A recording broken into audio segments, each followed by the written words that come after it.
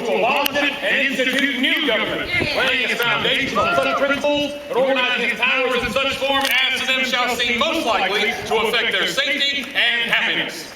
Prudence indeed will dictate that governments long established should not be changed for light and transient causes. And accordingly, all experience hath shown that mankind are more disposed to suffer while evils are sufferable than to right themselves by abolishing the forms to which they are accustomed. But when a long train of abuses and usurpations, pursuing invariably the same object, evinces a design to reduce them under absolute despotism, it is their right, it is their duty to throw off such government and to provide new guards for their future security.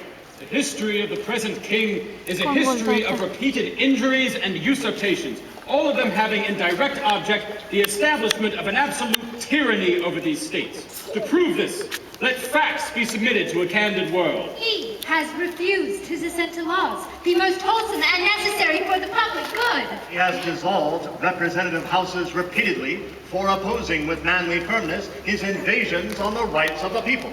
He has refused for a long time, after such disillusions, to cause others to be elected. He has made judges dependent on his will alone for the tenure of their offices and the amount and payment of their salaries. He has erected a multitude of new offices and sent hither swarms of officers to harass our people. he has kept among us in times of peace, standing armies without the consent of our legislatures. He has effected to render the military independent of and superior to civil power.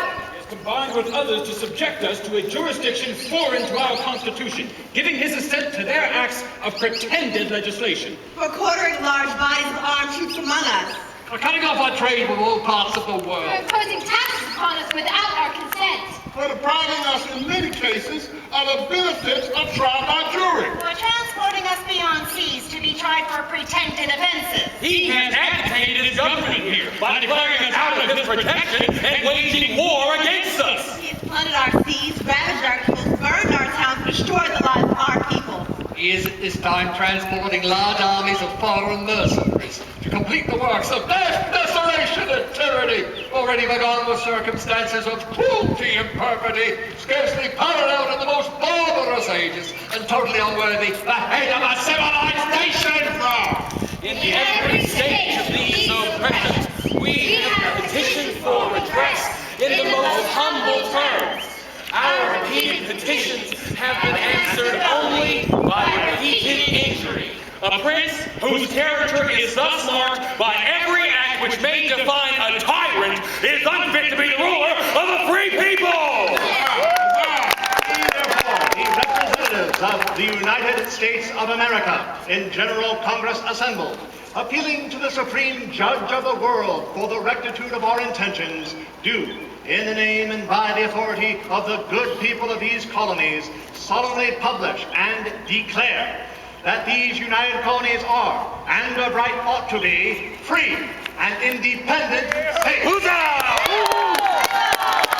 From all allegiance to the British Crown, and that all political connection between them and the state of Great Britain is, and ought to be, totally dissolved. And for the support of this declaration, with the firm reliance on the protection of divine providence, We usually pledge to each other our lives, our fortunes, and our sacred honor.